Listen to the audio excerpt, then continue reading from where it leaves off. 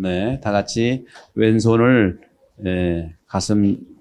배꼽 가슴 사이에 놓으시고 성부와 성자와 성령의 이름으로 아멘. 주님의 기도 함께 시작 기도로 바치겠습니다. 다 함께 하시죠. 하늘에 계신 우리 아버지, 아버지의 이름이 거룩히 빛나시며 아버지의 나라가 오시며 아버지의 뜻이 하늘에서와 같이 땅에서도 이루어지소서. 오늘 저희에게 일용할 양식을 주시고 저희에게 잘못한 일을 저희가 용서하오니 저희 죄를 용서하시고 저희를 유혹에 빠지지 않게 하시고 악에서 구하소서. 아멘. 성부와 성자와 성령의 이름으로 아멘. 잘하셨습니다. 한 주간 동안 안녕하셨어요? 네, 잘 지내셨죠? 네. 주님의 기도를 시작했는데요. 주님의 기도 간단하게 말씀을 좀 드리고, 여러분 미사 때라든가 주님의 기도를 많이 하니까 이 주님의 기도는 예수님이 직접 제자들한테 알려준 기도예요. 네.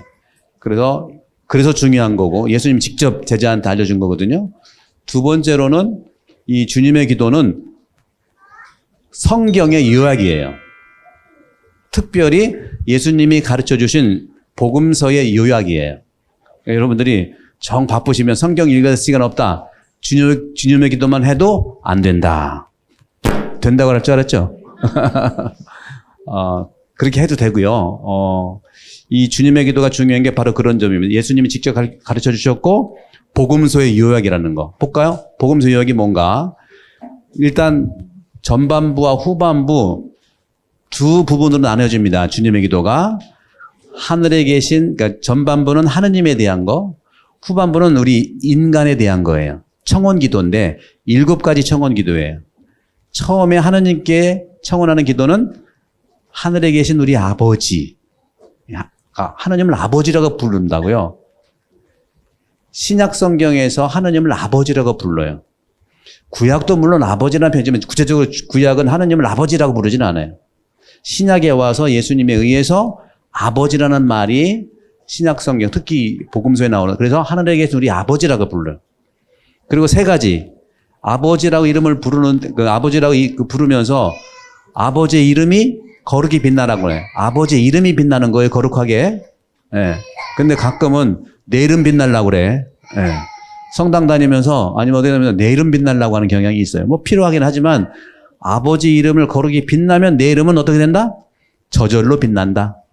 두 번째는 아버지의 나라가 오게 하시며, 아버지의 나라는 하나님 나라잖아요. 집에서도 아버지 나라가 이루어지면 내 나라도 이루어지잖아요. 그죠? 세 번째는 아버지의 뜻.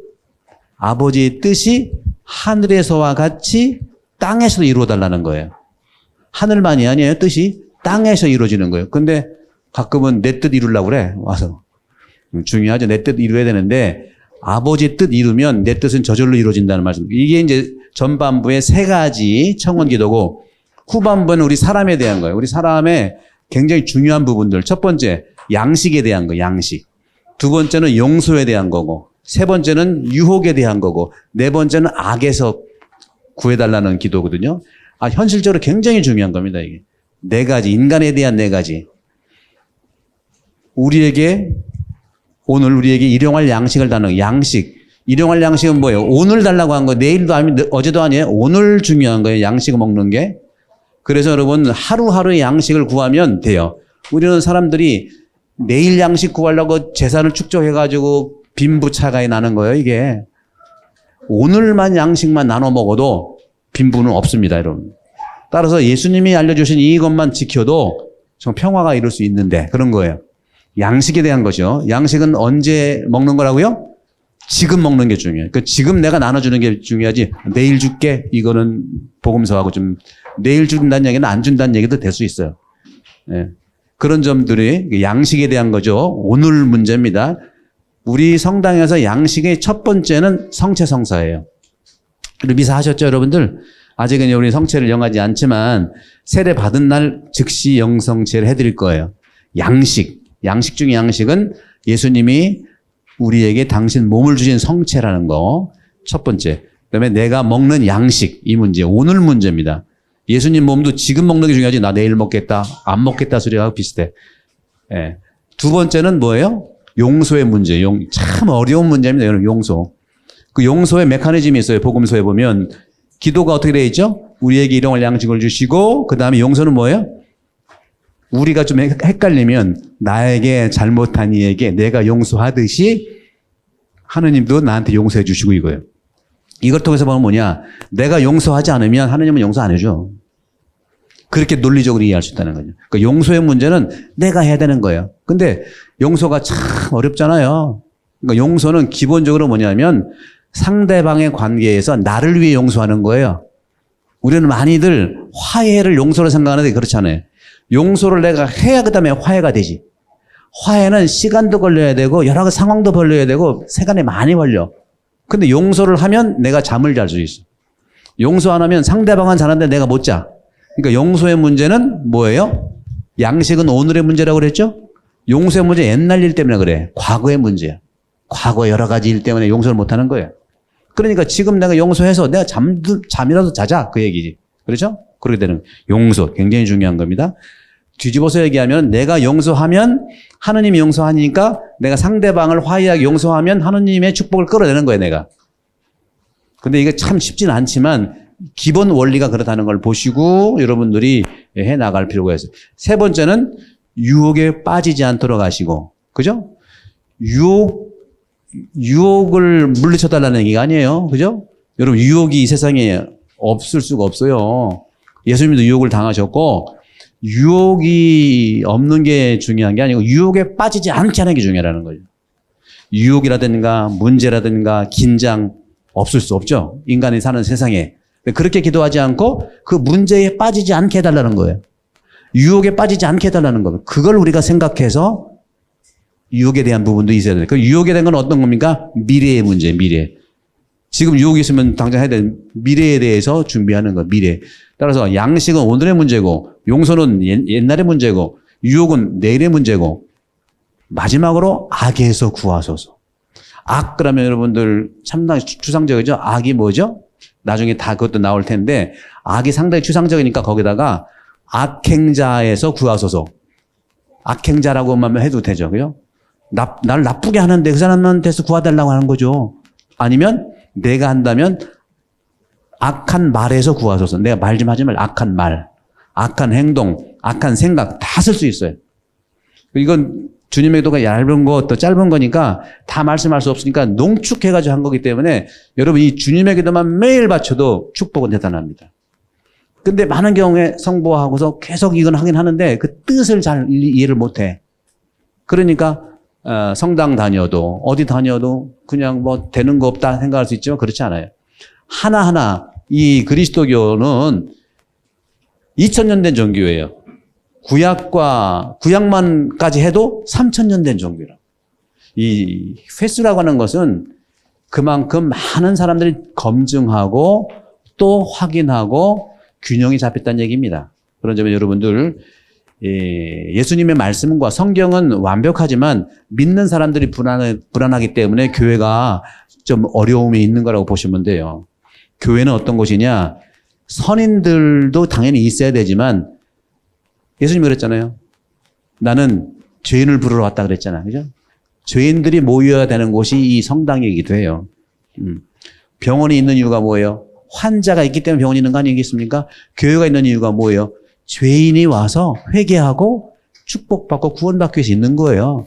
건물 올리고 확장 그런 것은 두 번째, 세 번째고 가장 중요한 모든 사람들이 와서 행복하다는 것은 주님에게도 나와 있죠. 자, 이 정도 말씀을 드리고 오늘은 계시에 대한 말씀을 드리고 여러분 자료 받으셨죠? 그건 참조하시고 또 책이 이제 다음 주나 올까 모르겠는데 나오면 드리면서 그 책을 읽어보시고 그때 나오면 또 유튜브도 말씀드릴게요. 여러분들이 꾸준히 그 책과 유튜브를 통해서 보시면 여러분들이 미리 공부를 할 수가 있고요.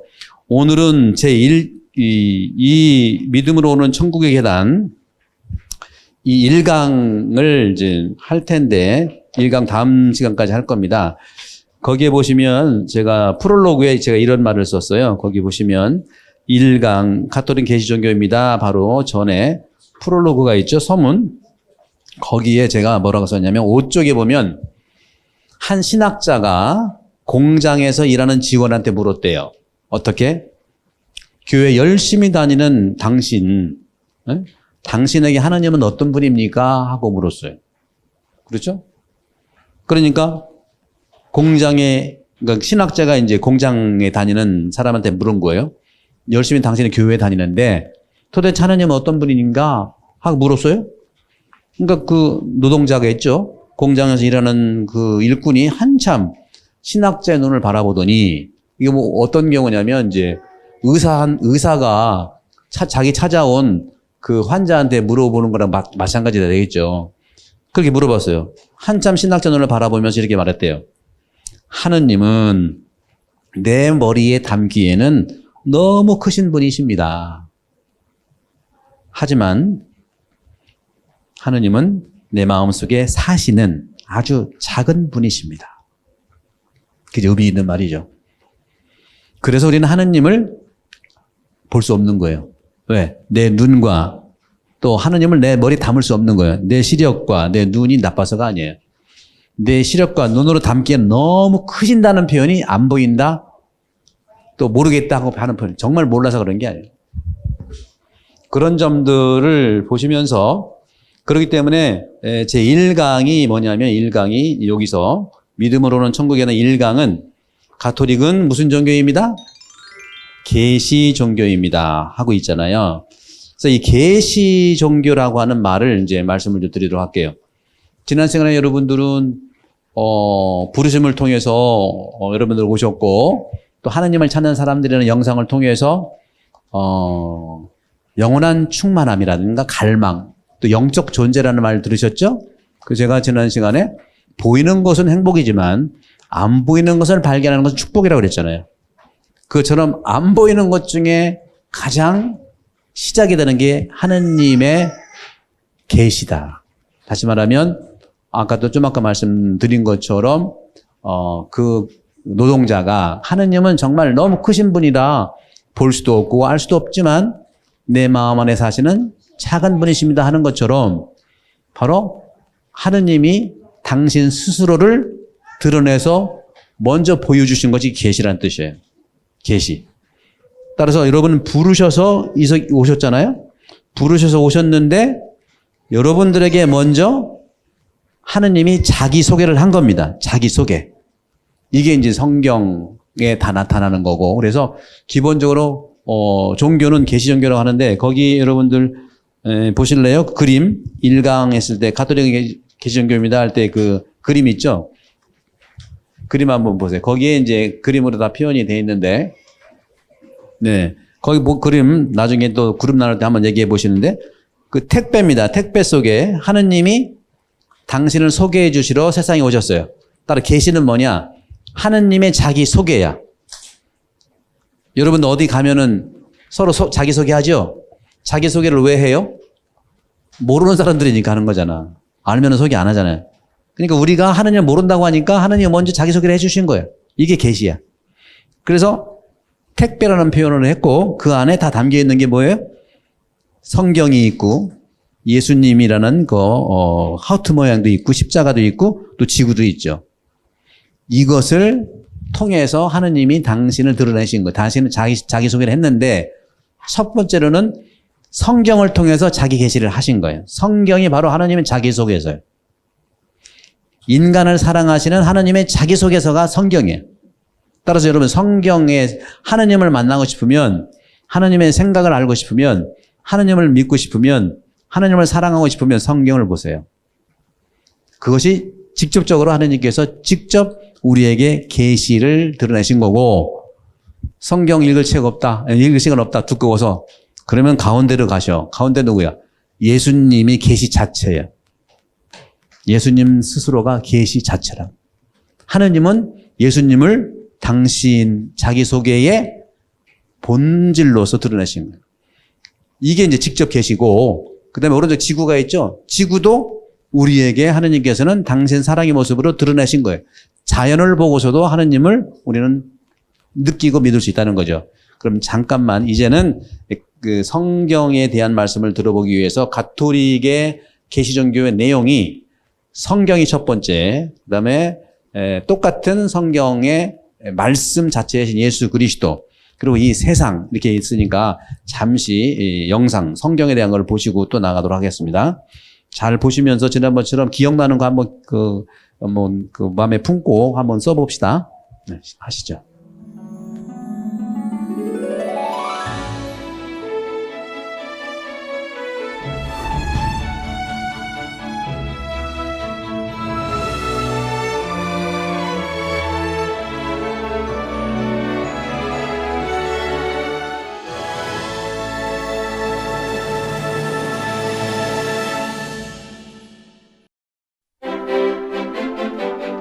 신앙생활에 성경은 왜 중요할까요? 성경 안에는 하느님께서 말씀하시는 구원의 진리가 있습니다. 지금 우리에게 전하시는 하느님의 말씀도 있고요. 특별히 예수 그리스도께서 왜 구약시대부터 기다려온 메시아이시고 신약시대로와 무슨 말씀을 하셨고 어떤 행동을 보이셨는지 자세히 알려주고 있습니다. 그래서 예수 그리스도에 대한 신앙을 키우기 위해서 성경 읽기는 필수라고 하는데요. 어떻게 다들 성경 말씀과 열심히 만나고 계신지 모르겠습니다. 예로니모 성인은 성경을 모르는 것은 그리스도를 모르는 것이다 라고 하셨는데요. 자, 그럼 지금부터 성경에 대해서 한번 살펴보도록 하겠습니다. 먼저 성경은 우리에게 책으로 다가옵니다. 좀 두꺼운데요. 어떻게 구성되어 있을까요? 총 73권으로 구성된 성경은 크게 구약 성경과 신약 성경으로 나뉩니다. 구약 성경은 총 46권으로 예수님 탄생 이전까지의 기록입니다. 신약 성경은 총 27권으로 그리스도 탄생 이후의 기록입니다. 여기서 구약은 하느님의 옛 계약을 말합니다. 하느님께서 처음으로 당신을 드러내신 이스라엘 민족과 맺은 계약인데요. 메시아를 보내 이스라엘 민족을 구원하시겠다는 계약입니다. 다음으로 신약은 예수님을 통해서 인류에게 주신 하느님의 새로운 계약입니다. 하느님께서 당신의 아드님 예수 그리스도의 중개로 모든 인류와 맺으신 계약으로 구약의 완성입니다. 이를 좀 더 자세히 살펴보면 먼저 구약 성경은 모세오경과 역사서, 시서와 지혜서, 그리고 예언서로 구성됩니다. 창세기를 필두로 5권으로 이루어진 모세오경은 하느님과 인간 사이에 맺은 계약에 관한 기록이고, 역사서는 이스라엘 민족이 하느님과의 계약에 얼마나 충실했는지에 관한 기록입니다. 또 시편과 잠언 등으로 이루어진 시서와 지혜서는 하느님께 충실했던 인물들의 모범과 찬양, 지혜의 가르침에 관한 기록이고, 예언서는 예언자들을 통해 전하신 하느님의 말씀을 모아놓은 것입니다. 한편 신약 성경은 예수님의 탄생과 공생활, 죽음과 부활, 그리고 승천으로 완성된 하느님의 구원 사업과 교회의 시작에 관해 알려주고 있는데요. 그것을 직접적으로 보여주는 네 복음서와 예수님의 승천 후 교회의 탄생과 사도들의 행적을 기록한 사도행전, 그리고 사도들과 제자들이 개인과 교회 공동체에 보낸 서간들과 세상 마지막 날에 대한 희망을 담은 요한 묵시록으로 이루어져 있습니다. 네 복음서는 마테오, 마르코, 루카, 그리고 요한복음입니다. 모두 예수님의 생애와 가르침을 전하고 있는데요. 구약이든 신약이든 성경은 결국 예수 그리스도로 향하고 있기에 예수 그리스도야말로 성경의 핵심이라고 말할 수 있습니다. 그리고 전체 성경 안에서 구약 성경은 신약 성경을 밝혀주고 신약 성경은 구약 성경을 더 잘 이해하게 해줍니다. 성경의 저자는 하느님이면서도 동시에 인간입니다. 하느님께서는 성령을 통해 당신의 말씀을 성경의 저자들이 기록하게 하셨습니다. 또 성경은 하느님의 인도에 따라 기록됐지만 1000년 이상의 시간을 거쳐 쓰였고 성경을 쓴 저자들이 살았던 시대와 관습과 언어의 영향을 받아 기록된 것입니다. 그래서 성경을 볼 때는 그 성경이 어떤 시대적, 문화적 배경 속에서 기록됐는지를 알면 더욱 좋습니다. 더불어 성경을 읽을 때는 성령의 도움을 청하며 읽는 것이 중요합니다. 성경을 기록하도록 영감을 주신 분이 성령이므로 성경을 읽고 해석할 때 역시 같은 성령의 인도를 받아야 오해 없이 그 내용을 제대로 이해할 수 있습니다. 성경은 우리를 참으로 하느님과 함께 살게 하는 생명의 양식이고 영혼의 양식입니다. 또 우리 삶의 바탕이 되는 모든 진리를 담고 있습니다. 그래서 우리는 성경을 자주 읽고 묵상함으로써 하느님의 뜻에 따라 살아갈 수 있는 힘을 얻을 수 있습니다. 하느님께서는 성경을 통해 지금 나에게 말씀을 건네시고 응답을 기다리고 계십니다. 당신 말씀은 제 발의 등불, 저의 길에 비칩니다.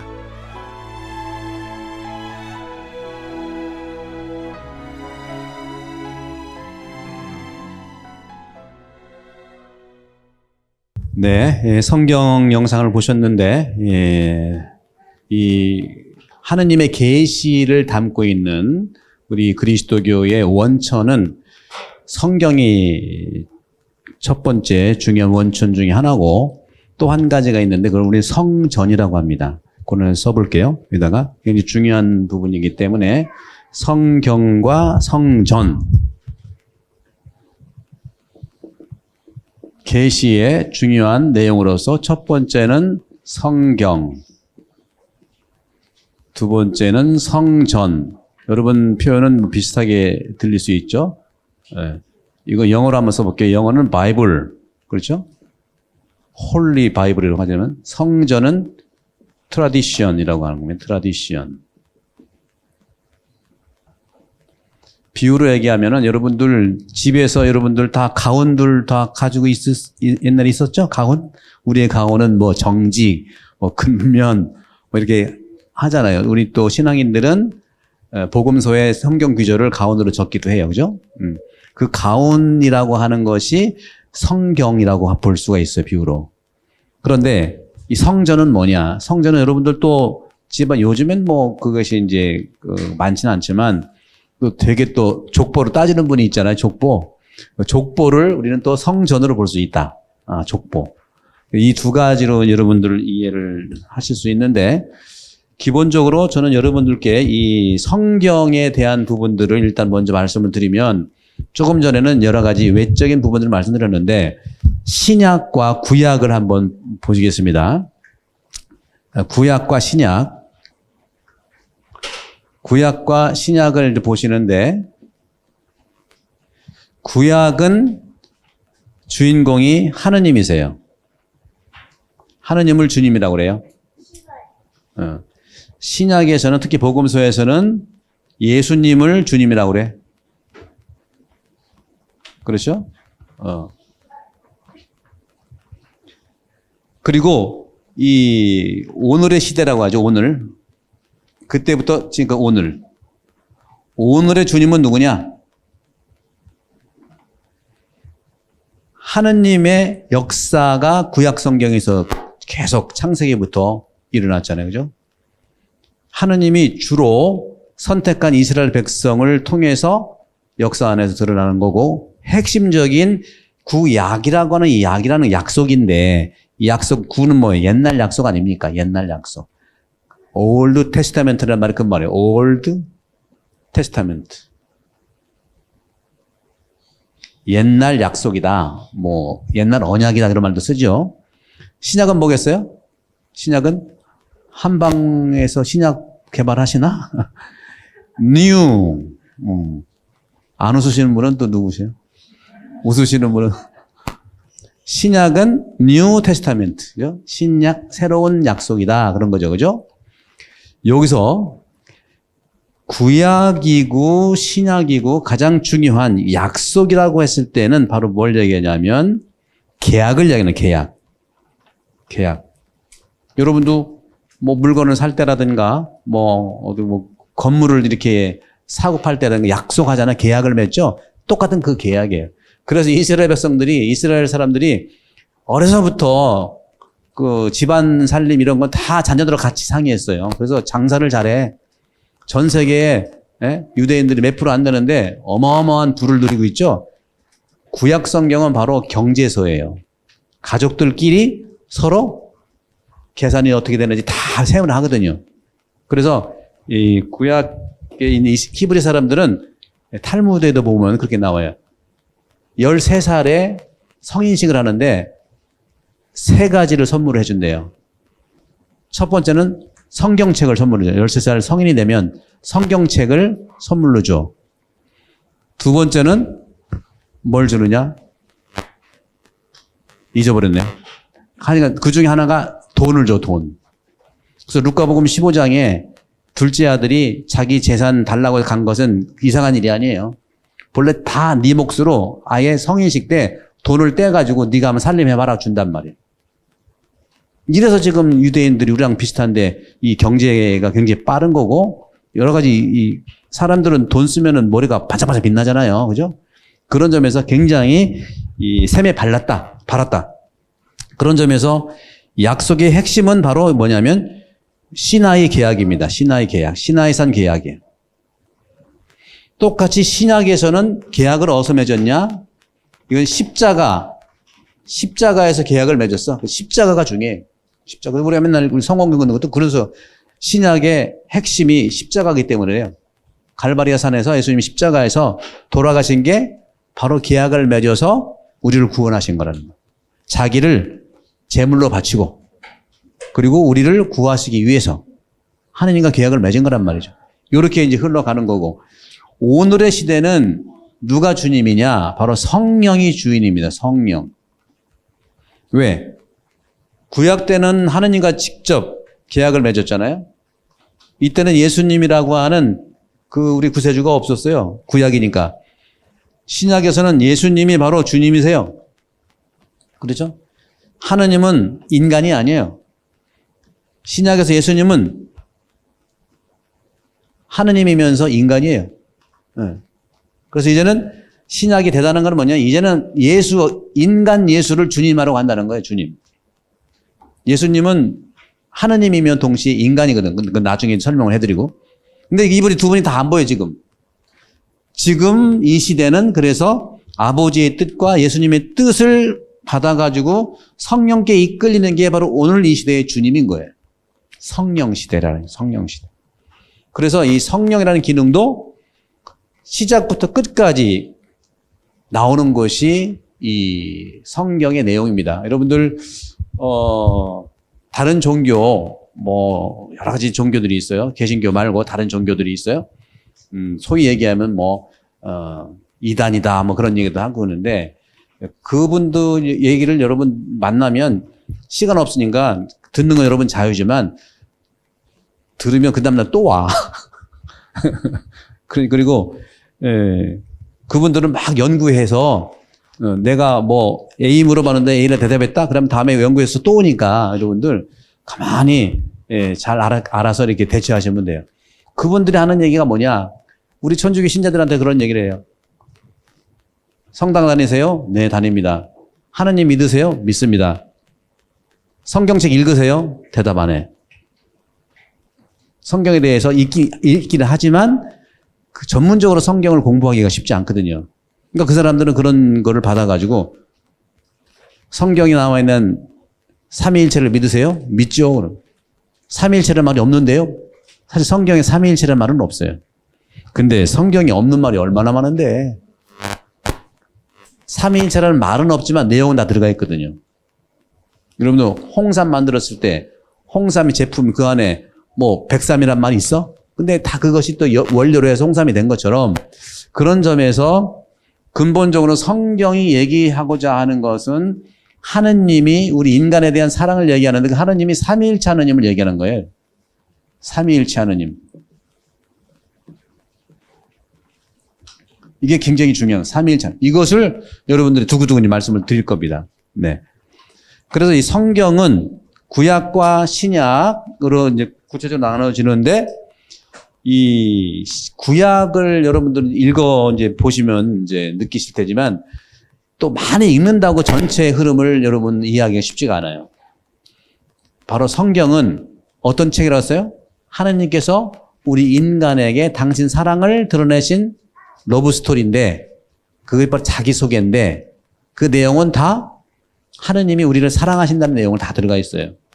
그런데 구약에서는 하나님이 우리를 사랑하시고 구원하시는 내용들이 전부 다 전쟁으로 나타나. 맨날 싸워.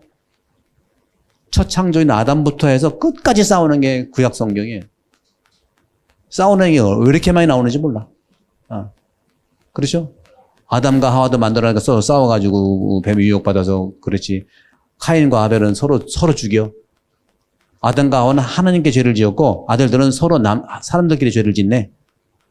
그리고 12장의 아브라함부터 오늘 복음이 이제 독서 그건데 12장부터 아브라함이 이제 이스라엘 역사의 시작입니다. 12장 이전까지는 그 창조 이야기라고 해서 그 신화적인 이야기가 있어요. 여러분 우리 고조선 홍익인간이 얘기하는 단군 이야기 실제로 믿으세요? 또 안 믿어?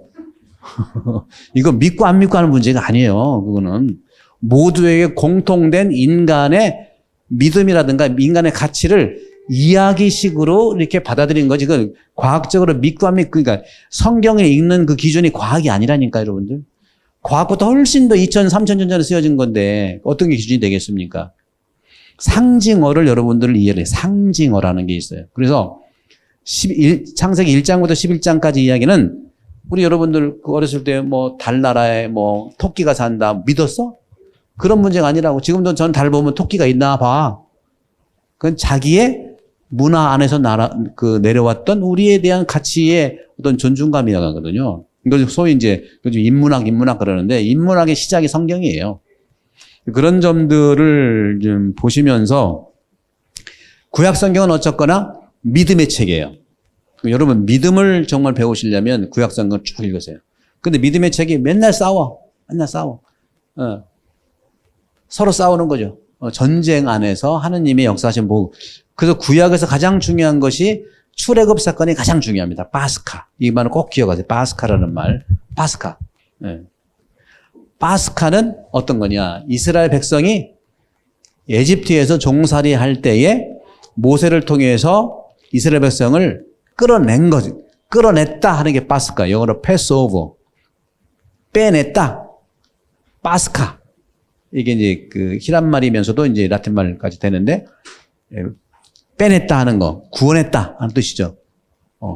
그리고 그 이스라엘 백성들이 광야 40년을 지나서 가나안 땅에 정착을 해서 이스라엘 백성, 이스라엘 나라를 끝까지 이렇게, 이스라엘 남유다, 북이스라엘 하면서 586년에 쫄딱 망해가지고 721년에 북이스라엘 먼저 망하고 남유다는 586년에 망해가지고 바빌론 위배에 갔다가 다시 귀환해서 오는 그게 마카베 영제 그때 이야기입니다. 그래서 아까 성경 영상 볼 때 구약 성경은 모세오경이 첫 번째 있다고 그랬죠? 모세오경은 모세가 썼다고 그래서 모세오경인데 실제로 모세가 쓴 게 있고 없고 그래요. 대표적인 모세오경이라 한 거고 5가지 책. 창세기, 옛날에 출애굽기는 지금 탈출기라고 그래요. 탈출기. 신명기, 레위기, 민수기. 그 민수기가 복잡하잖아요. 5개. 그래서 모세오경이라고 하는 거죠. 그 다음에 나오는 역사서. 전쟁 얘기들 참 역사서가 나오고 그 다음에 시서와 지혜서라고 있는데 시서는 시편을 얘기해. 시편. 이 시편은요. 계속 초세기부터 지금까지 수도자들이 성모일도라고 해서 기도를 해요. 그 기도를 하면 우울증이라든가 정신질환 이런 것들이 많이 극복이 돼요. 거기에 탄원식 모든 나의 그 울부짖음, 나의 애통함이 다 있는 거예요. 여러분 그 시편 같은 거 읽어도 참 좋아요.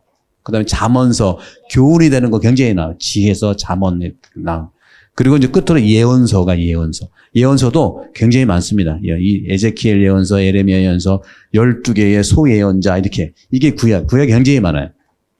근데 신약으로 넘어가서는 믿음의 책이 구약 성경을 하면 신약 성경은 뭐냐? 사랑의 책이에요.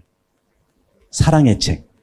공감복음, 그러면 요한복음에서 사복음서가 있고 또 바오로가 쓴 서간들이 있고 베드로 서간이 있고 야고보 서간이 있고 요한 묵시록이 있고 그래서 구약은 48권, 신약은 27권 해가지고 4627 73국의 4627 이게 천국 전화번호예요. 46하고 17 합치면 73번이잖아요. 지역번호는 없어. 73국에 4627을 누르면 천국으로 전화하는 거니까. 여러분들 별로 웃지를 않으시네. 자, 그렇게 이제 보시고 이제 여러분들께 이제 그런 말씀을 드리고 싶은 것은 이 성경에서 특히 이제 아까 말씀드린 구약에서는 주님이 하느님이시고 신약에서는 예수님과의 만남, 예수님이 이제 하느님의 뜻을 이루어지는 그런 주님이신데 그것을 만남을 기록해낸 것이 성경책이라는 거죠. 그래서 하느님의 구원 계획, 창세기부터 묵시록까지 전체가 우리 인간을 사랑하는 하느님의 계획이 그 안에 다 있는 거예요. 그래서 본래 여러분들 경제 하면은 경제 용어가 뭐예요? 영어로? 경제 용어? 그 경제를 뭐라 그러죠?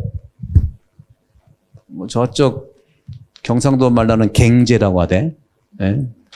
경제. 영어로 이코노믹이라고 하죠. 이코노믹.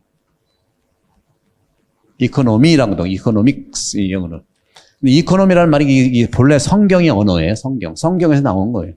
뭐냐? 에코와 노모스의 합성어예요. 에코 플러스 노모스 하나. 에코. 에코라는 것은 희란 말인데 이것은 집이라는 거예요. 집. 에코. 여기서 환경학이 에콜로지 아니에요? 생태. 에콜로지, 이 에코가. 이 에코가 바로 집이란 뜻이고, 노모스라고 하는 것은 집을 잘 관리하는 규범, 규칙이라는 뜻입니다. 이게 성경에 나오는 말인데, 이코노미라고 하는 이 말은 하느님이 당신의 집인 이 지구를 잘 돌아가게 하는 원리다. 따라서 이것을 우리는 뭐라고 하냐면 여기다가 of salvation을 넣어가지고 salvation.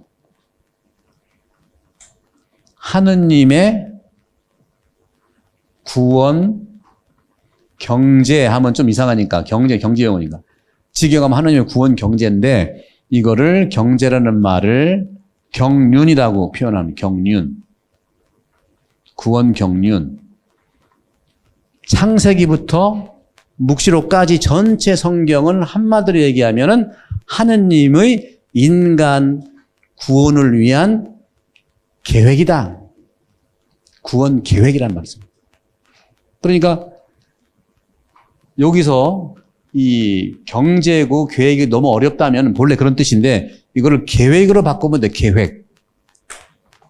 하느님의 구원 계획이 다 담겨져 있는 것이 성경책이라는 거죠. 창세기부터 묵시록까지 전체가 그래요. 구약은 전쟁을 통해서 드러나는 하느님의 구원 계획, 신약은 사랑을 통해서 드러나는 하느님의 구원 계획, 이런 거죠. 그래서 이 계획이라는 것은 여러분들, 계획은 뭐예요? 변경될 수 있다는 뜻 아닙니까? 계획이니까. 근데 이것이, 종교개혁 이후로, 칼비니즘에서 나온 얘기는 지금 노르웨이, 스웨덴, 그 북유럽에 사는 그 사람들이 이 예정설이라는 말을 칼비니즘인데 예정설이라는 말을 썼어요. 예정설. 우리 천주교는 예정설이라는 말을 쓰지 않습니다. 예정설이 아니고 우리는 하느님의 구원 계획이에요. 우리는 운명설도 아니고 예정설도 아닌데 칼빈이 예정설 얘기를 했거든요.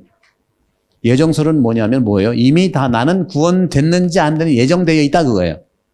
이미 하늘에는 내가 구원됐냐 안 되냐 예정되어 있다 그거고.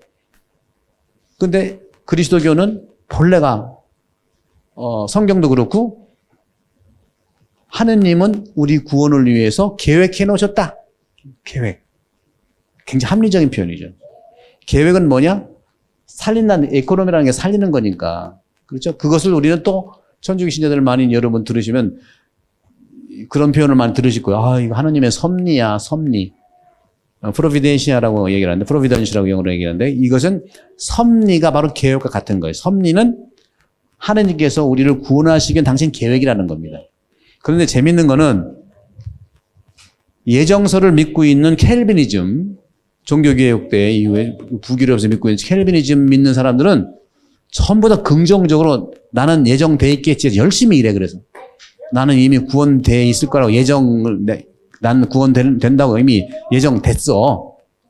반대로 안 됐다는 얘기 될 수 있는 건데, 됐다고 믿기 때문에 열심히 일을 해서 북유럽이 잘 사는 이유 중에 하나가 예정설 때문에 그래요. 근데 우리 한국뿐만 아니라 천주교 신자들은 하느님의 구원 계획, 섭리 얘기를 들으면 내가 구원된 거요, 안 된 거요? 계획이라니까 뭐 안 될 수도 있겠네. 뭐 이래가지고 그런 건 아니겠지만 조금 불안해하는 것 같은데, 여러분, 하느님의 구원 계획은요, 다 여러분들 구원 계획이 있다는 뜻이에요. 뭐냐? 누구한테 달려있어 사는 것이 나한테 달려있다. 하느님 편에서는 다 계획에 써놨으니까 여러분들이 거기 합당한 응답을 하시면 된다는 말씀을 드리고 싶은 거예요. 그래서 이런 점에서 인간은 중요한 것이 뭐냐? 오늘도 그런 말씀을 드리려고 하는 거예요. 구약은 전체 하느님의 계획과 하느님의 부르심과 하느님의 뜻에 다 안이오한 역사야.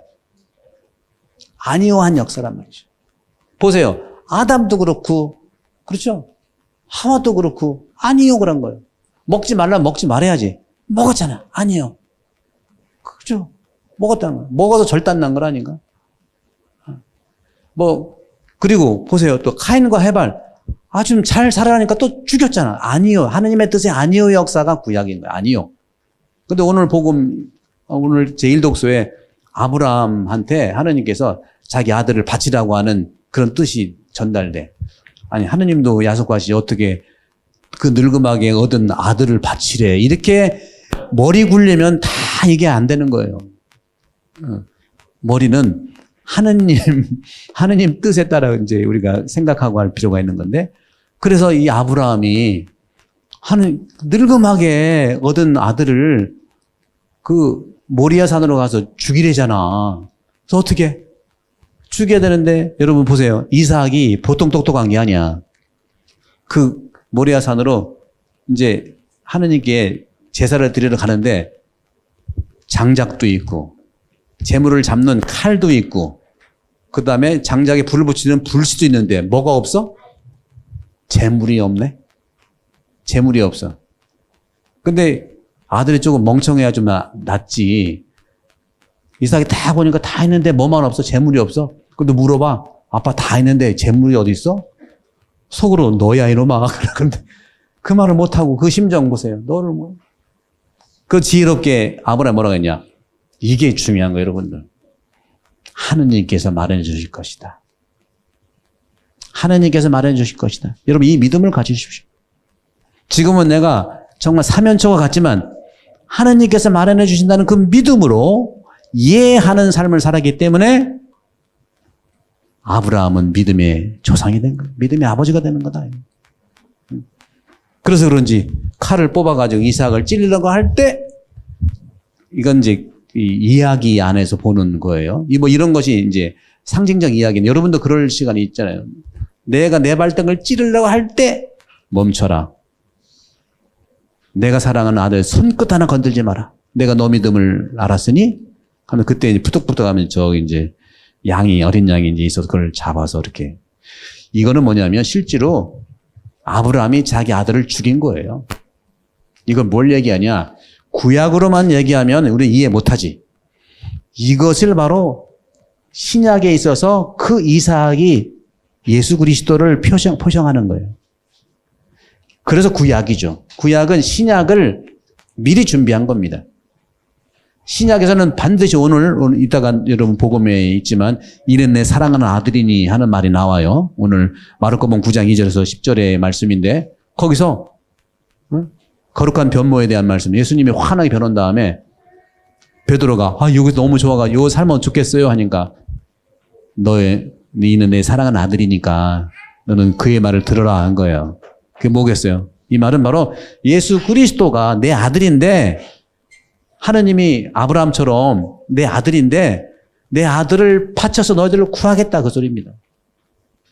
그렇게 이해해야만 이게 신구약이 연결되는 거고 성경은 성경으로 볼 수 있어야 되고 왜곡돼서 봐서는 아주 이 사이비가 넘쳐나게 돼 있어요. 성경이 워낙 구약만 1000년도 넘었고요. 2000년 뭐 신약만 해도 2000년이 됐고 구약만 해도 3000년이 됐는데 그 말을 곧이곧대로 이 문자 그대로 해석해서는 이해할 수가 없어요, 여러분. 여러분, 세종대왕이 쓴 500년 전 한글말도 지금 이해가 어려운데 3000년 전에 쓴 이야기를 이해하겠습니까?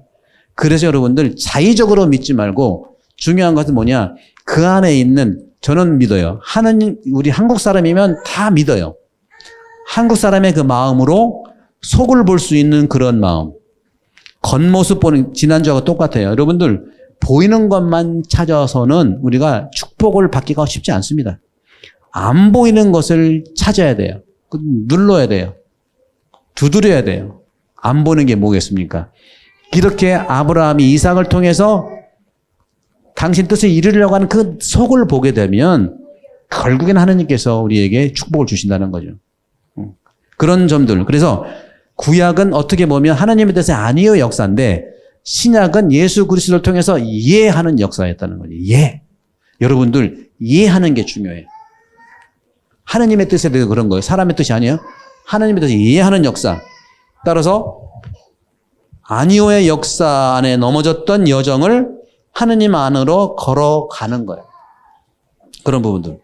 따라 신앙을 갖는다고 하는 것은 바로 이러한 구약의 하느님의 아니오 역사를 걸었던 사람들 다시 우리가 깨닫고 해방하신 하느님을 믿고 따르는 거, 인식하는 걸 중요시 여기는. 그래서 하느님은 바로 역사의 주님이시라는 거죠.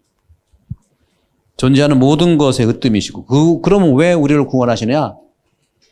어려운 사람, 가난한 사람, 지금 아이가 이렇게 울고 있으면 울지 마! 하는 게 아니라 왜 울을까? 보살피는 거예요. 그게 하나님이 바라시는 거예요.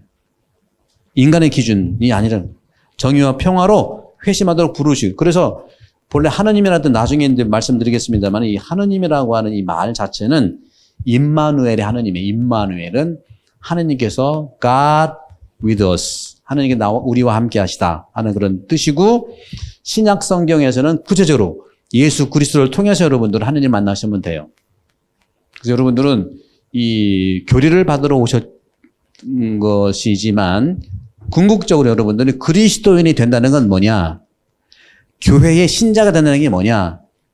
그리스도인이 단순히 여러분들이 6개월 지나서 코스 밟았으니까 세례를 받겠다 이것이 아니에요. 여러분 세례 받아야 되지만 세례만 받는다고 구원되는 게 아니에요. 그럼 뭐 어떻게 돼야 되느냐? 그리스도를 닮아야 되는 거예요. 그리스도 여러분 여기 오신 거는 제 강의를 듣기 위해서 오신 것도 아니고 궁극적으로 보면 교회를 안에 들어가서 정말 복 받겠다는 것도 비슷한 그게 궁극적인 게 아니에요. 궁극적인 것은 모든 그리스도인들은 예수를 만나고 예수를 따르겠다고 선언하는 거야 되는 거예요. 예수 모르고서 우리가 인간적인 그런 오해, 인간적인 고통 무수하게 많아. 예수 그리스도를 만난다는 것이 목표가 돼야 된다는 거예요. 그리고 그분을 따라야 되는 게 목표가 돼요. 그게 신약 성경에 있는 예수 그리스도예요. 그 부분들을 자세히 이제 말씀을 드리도록 할게요.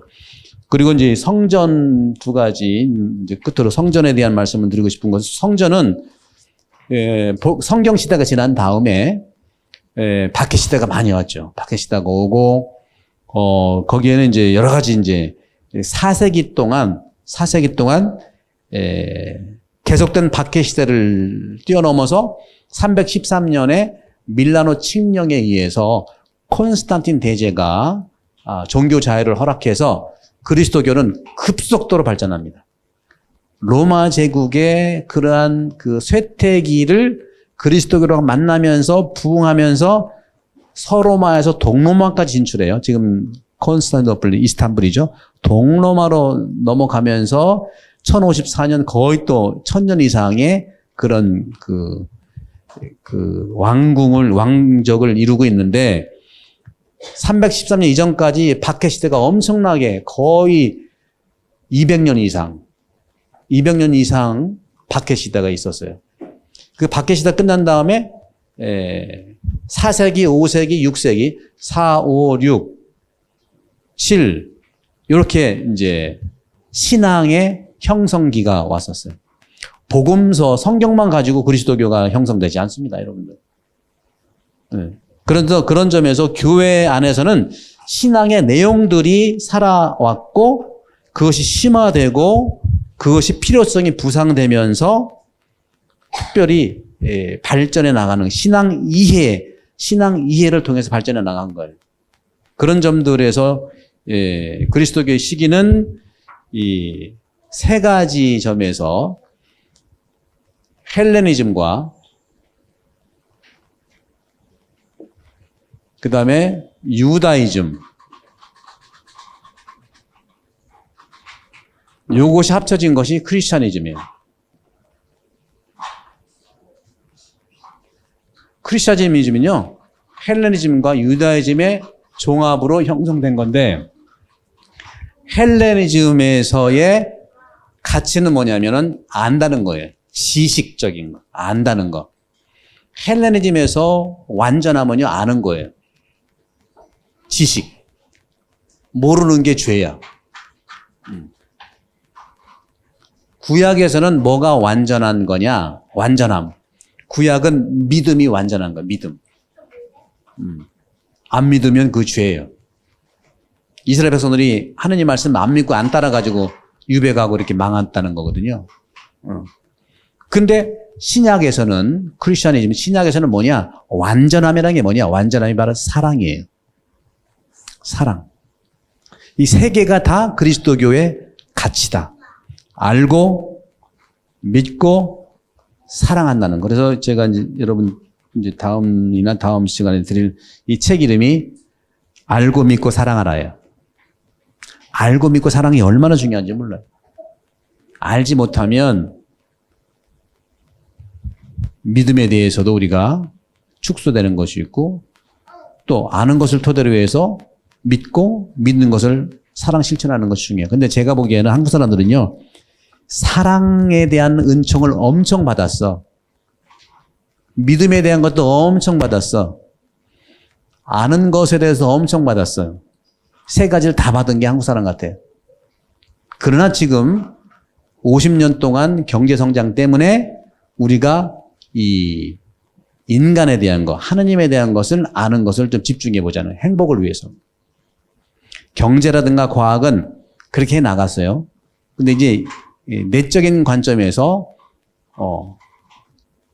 영적인 존재라는 말 첫 시간에 들으셨죠? 영적인 존재가 되기 위해서 하느님을 알고 나를 아는 거, 그리고 하느님을 믿고 나를 믿는 거, 또 하느님을 사랑하고 나를 사랑하는 거, 사람을 사랑하는 거, 이것들이 균형이 잡혀야 된다. 우리는요 이런 관점에서 이 말씀드린 대로 우리가 이 교회라고 하는 것은 이런 세 가지 이 그리스도교 이 전승이라고 전승 때문에 성전을 바꾸면 또 전승이에요. 같은 말인데 성전은 뭐 이 성당이라는 뜻도 있지만 이것은 템플의 의미가 아니라 트래디션, 전승이라는 뜻인데 이 성경과 전승에서 성전이라고 하는 것은 바로 이 성경을 그때마다 그 시대와 만나서 신앙을 고백했던 것들을 모아놓은 우리 보물들이다 하는 말씀을 드리고 싶습니다. 그래서 우리 그리스도교는 헬레니즘의 아는 문제, 구약의 믿는 문제, 신약의 사랑하는 문제가 잘 조화를 이루어야 돼요. 그러니까 여러분 이 세 가지를 잘 이루어서 좋은 그런 여러분 인생뿐만 아니라 우리 여러분 주변에 있는 사람들에게도 그런 같이 나눴으면 좋겠다는 말씀을 드립니다. 그래서 우리 한국 사람들은요, 기본적으로, 이 성경에서 얘기하는 그런 가치들을 타고났어요. 그러니까 여러분들 성경책을 100번 읽은 사람이나 여러분처럼 성경을 한 번도 안 읽은 사람이라 여러분들 양심은 똑같아요. 여러분 걱정하지 마세요.